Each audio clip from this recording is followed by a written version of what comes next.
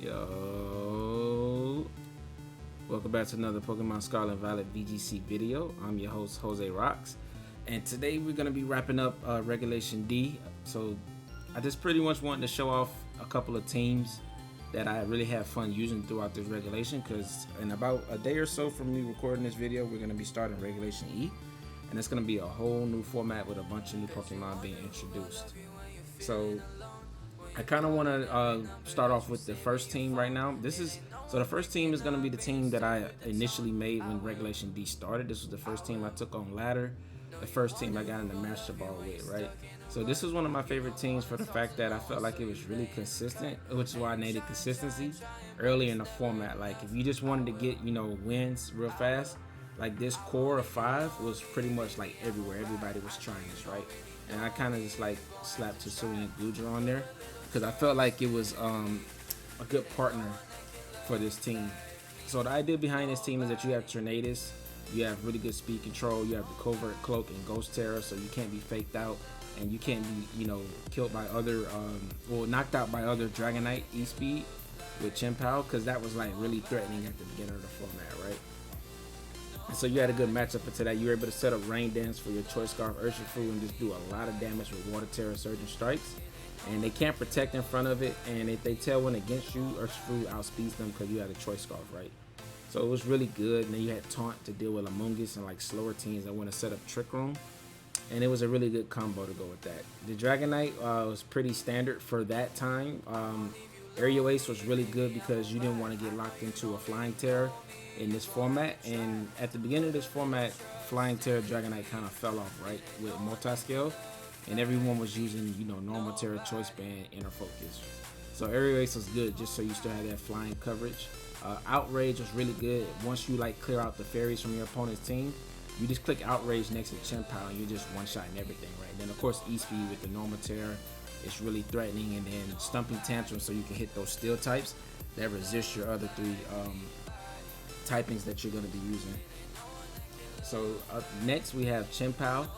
This was my specific Chien-Pao set that I liked. A lot of people were running Sacred Sword, Ice Spinner, and Sucker Punch at the time, so I wanted to completely, go the other way. And this is before the format had adapted to Icicle Crash, because Amoonguss with Rocky Helmet was still kind of like a new thing. So people were still running, the more consistent Ice Spinner at the time. So I had Ice Spinner with Crunch, and I knew that Cresselia was going to be good in this format. So that's just my meta call that I wanted to make. I knew Cresselia would be good with like Ursaluna, so I wanted to have, good answer into Cresselia. So I went for the Crunch instead of the Sacred Sword. And then Ice Shard was because I really don't like clicking Sucker Punch like that. Just as a move in general, I feel like Sucker Punch, once your opponent sees it or knows you have it, and Chien-Pao's commonly carry it, it's like really easy to play around it, and I kind of didn't like that, right? So that's why I kind of went with the Ice Shard. And then also like Landorus, I knew Landorus was going to be really common. So Ice Shard just one-shots Landorus, right, with the defense drop, and then you're good into like Thundurus and Tornadus as well, hitting them with Ice Shards. And they can't like go for Tailwind and get around your Ice Shard like they can do with Sucker Punch. So this Chien-Pao was really like a meta call. Had I known that Rocky Helmet was going to be like really good, I would have switched that to Icicle Crash, and it would have been a super good meta call from that. Just early meta call by me, And I try to make those early meta calls in formats, and I felt like this Chien-Pao was like, it was really good for me. I did get like top 10 on the ladder with this team, so it was really fun. We already went over pretty much the Choice Scarf Urshifu. We had the Water Terror, Flutter Mane, and Prison. So this was to help me against the Trick Room teams. Iron Hands is really good in the format, and it always likes to click Heavy Slam into Flutter Mane. So the Water Terror helps you get around that, so you can set up your Imprison so Cresselia can't go for the Trick Room. So that was a good answer into that. It kind of fell off because a lot of people started clicking Fake Out in the Flutter Mane because they figured that you would go for Imprison and a Terror. So, at that point, I don't know how good it still is right now, but I do feel like it was, at the time, this was like a really good Flutter Mane set. And last but not least, we have Hisuian Guja. This was one of the new Pokemon that I had never played with before. Of course, I had already played with, all these Pokemon at one point before, and Chien-Pao and Flutter Mane other formats. So Hisuian Guja was the brand new Pokemon for me for Regulation D. Even though, Urshifu and Tornadus were new to Sword and Shield. I played with them before. I mean, we're new to Scarlet and Violet. I played with them before in Sword and Shield, right? So Hisuian Guja was like the brand new Pokemon. I had a lot of fun with this. The shell armor made it so you were resist the Urshifu Surgeon Strikes. You couldn't be crit by it. Leftovers was really good for like protecting and healing and going for the body press stuff. This is like the best body press Pokemon I've ever made, right? Because you can't crit it. So once he gets his defenses up, if you don't have special attackers, it's pretty much wraps after that. But this was my first team, so I just want to showcase that. Next, we're gonna have the team that got was one of my videos as far as my battle videos. This team got the most views, right? This team was really strong. It was centered around Articuno and Abomasnow with the snow. It was very hyper offensive because you had this core down here, right? And this core was like the really consistent core, and like slapping on, you know, Articuno and Abomasnow made this team like really good. So, you know, Articuno is a staple in Regulation D because of the Snow Cloak and Bright Powder. I think it's still going to be pretty good in Regulation E now that it gets Alola Ninetales, which is a lot better than Abomasnow. But, you know, I did the best I could with what I had to work with Abomasnow, and I gave it a niche, right? It was good into Urshifu Water, which can resist, you know, the Blizzard spam, right? It's a good answer into that. And also, like, anything that wants to physically hit Abomasnow, if it has, like, Sash, like Chimpow, now you're breaking sashes, you're dealing passive damage with the Rocky Helmet. And you can go for Earth Power and the Heatran, Energy Ball into, like, Gastrodon or any of the water types. And then you can also click Blizzard with Aurora Veil, which is really good. And then Aurora Veil with Urshifu and Chimpow in the back made, you know, Chimpow and Urshifu really bulky, which is I felt like was really good. And then you can have the Tailwind set up for one of them to come in, and they kind of just sweep from there. The Urshifu set was pretty standard for this format. Water Terror, Mystic Water with Aqua Jet, Close Combat, Surging Strikes. Now, the Chimpow set was unique. So this was a bulky Chimpow. As you see, it had like a lot of investment into some of the EVs here with special defense and then HP. So the ideas behind this was that you can get, with the Assault Vest, you're really bulky on the side, special defense side, and going for Electric Terror makes you like neutral to a lot of things. And the Electric Terror was really good for hitting like opposing Urshifu, because Urshifu Water is like one of the Pokemon that feels like it can sit in front of Chimpow because all it can really hit you with is Sacred Sword. So this kind of just ignores that, and you're able to just one-shot it with like Terra Blast, which I felt was really cool. Also, Gyarados is really good in this format, and being able to one-hit KO Gyarados as well was really fun. Farigiraf was a good support for the Dragapult because when you lead Dragapult Chimpow, one of the things that this combo is weak to is Sucker Punch from opposing Pokemon like Kingambit, Urshifu Dark, and Chimpow. So Farigiraf preventing priority moves into your Dragapult allows your Dragapult to kind of sweep with the Ghost Terror and the Phantom Force and Terra Blast, right? And then we also had Sucker Punch, so you were able to go for like double Sucker Punch with Chimpow and Dragapult and be able to KO a lot of things. So this team was really cool. Like I said, it's the one that got like the most views on my channel so far in my, you know, the early career of me making videos, as far as one of my battle videos, right? And so I felt like it was really good from there. The next one we have is going to be one of my teams that I felt like was the most unique. So this was my Greninja team, and the idea behind this Greninja was that with the loaded dice Water Shuriken, you're able to hit that into the Water Terror Annihilate, and then immediately go for like a fast Choice Scarf Rage Fist, right? And then you have Close Combat, Final Gambit, and Terra Blast, just to deal like a lot of consistent damage across the board. And in case you needed to just one-hit KO something with Final Gambit, you also had that option. But this team was really fun. The Armor Rouge was a Trick Room variant. It had a speed investment so it could play under Tailwind and under Trick Room, so you can play with both those modes. And then we had a Namorous. Namorous was kind of like supposed to be the one to come in the back and sweep for you once Tailwind or Trick Room is up, depending on what your opponent has on the field. But it ended up not being that good in actual play, and I ended up like, you know, bringing it the least on this team.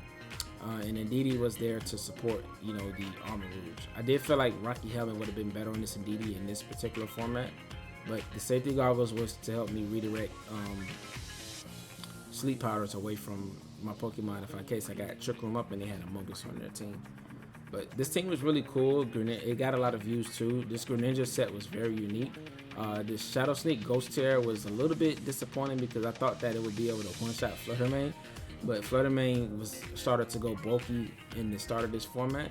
So what I thought it can do to get rid of the Fluttermane will only work against those non-bulky Fluttermane, right? Now that Flutter Mane started to get more bulky, the Shadow Sneak strategy didn't work. So that was it. Then you also had Brick Break to like break screens and stuff like that. But everything else was pretty standard to what was in the format. And like I did have the Rocky Helmet on Zapdos, so I couldn't have it on Indeedee. But if I could have switched it, I probably would have swapped out Zapdos for something else. I remember when I initially made this team, I had Rillaboom over Armarouge, and I had something else here over Indeedee, right? But I felt like the team was losing too much to Trick Room. So that's why I had added the Trick Room Armarouge strategy, and it made the team a lot better, right? But this was, I had called this team Rainbow Balance. But I initially called that because there was a Rillaboom here, right? But going on to our next team, we have my 4th of July team. I wanted to showcase this as well. I didn't play with this team in game, but I did play with it on the 4th of July on the ladder, and we were able to get, a bunch of wins with it. So it's really cool. The Delphox, funny enough, has no item because with Magician, you're able to steal an item, right? And with Heat Wave and Dazzling Gleam, it's kind of like Pheasantipity right now. It doesn't have to be a contact move for you to like steal the opponent's item, and I thought was like a really cool ability that like another Pokemon didn't really have. So that was the idea behind that. So you were able to like play with this on Trick Room, on Tailwind, and then you also had the Trick Room mode, and it was a mono fire team, so that was for the 4th of July, just something special. This did decent damage next to Chi-Yu, and then you also had the Choice Scarf, Hisuian Arcanine, to did a lot of damage, and you also had your Trick Room mode in case you need to get Trick Room up and sweep with Torkoal. So we were able to make it work and get a couple wins with it. It was really fun, but it was one of my more unique teams, and I was kind of proud of it because I made it on 4th of July, and I think I had a lot of fun with it using that video. Last but not least, we have my favorite team overall that I made. This was the team that won Worlds. This is the team that I actually took and remixed it and like kind of optimized it to how it fits for me, and it was really good on the ladder. This Assault Vest Landorus was able to do so well into like Chi-Yu Flutter Mane leads, and it was like really bulky. And the Intimidate plus being bulky and not being able to just be one-shot easily by a lot of things was really good for this Pokemon, right? And then we had the Safety Goggles Urshifu with Swords Dance. This was incredible for like just sitting on the field in front of Amoonguss. Like this with Ironhand's Grass Terror and having Amoonguss in the back just completely invalidated other teams' Amoonguss, right? And a lot of the times they thought that I was taunt, but the whole time while they, were wasting time, trying to stop me from taunting them, like switching out or not using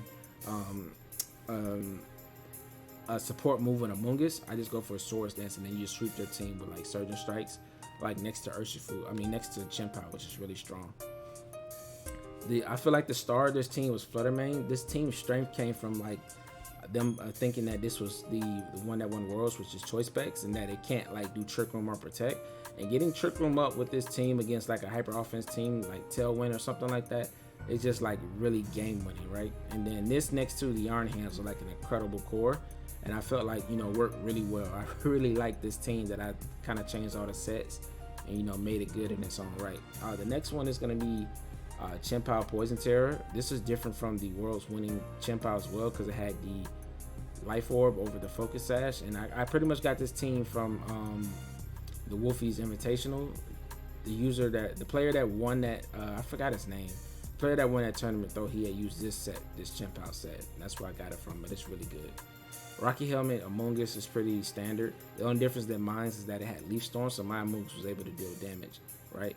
So you think that this Amoonguss is sitting on the field, once it gets taunt that it can't do anything, like this into Urshifu was like really good because the World's winning team has Citrus Berry on this set.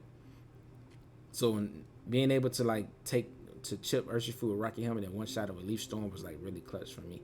And I really enjoyed this Amoonguss set. And last but not least, we have the Iron Hands. We dropped the Assault Vest for Citrus Berry, which allowed us to do better into physical attackers because I felt like special attackers really wasn't doing like a lot of damage to this team.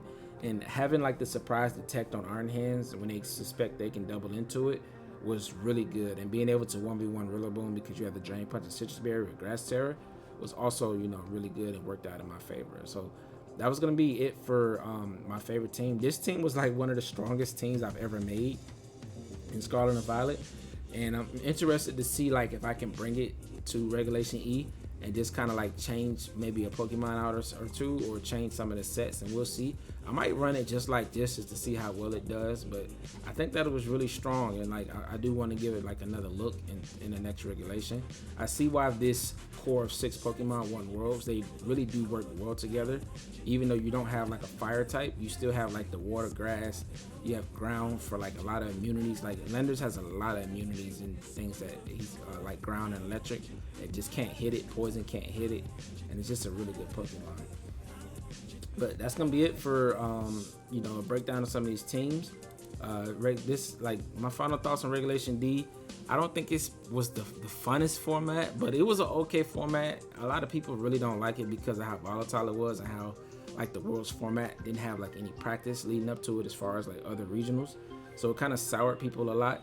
I still think Regulation A was my favorite format so far because they kind of jumped the power level a lot in this Scarlet and Violet. Like I think a little bit too soon.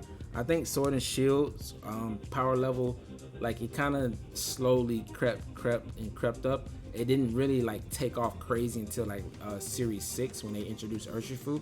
Then after that, Series 7, you know, that's when Regieleki and Glastrier and all those other Pokemon came into the format, right? And it was just really crazy after that.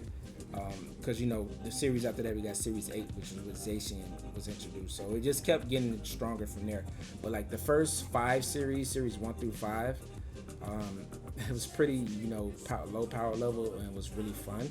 But Sword and Shield overall was really fun. But I just think that Scarlet and Violet, they're transitioning their power levels a little bit too fast, and I wonder if they're gonna do like a really fun ban format where they ban like maybe top 10 Pokemon. And that'll kind of help, you know, decrease some of the power levels so other Pokemon can be used.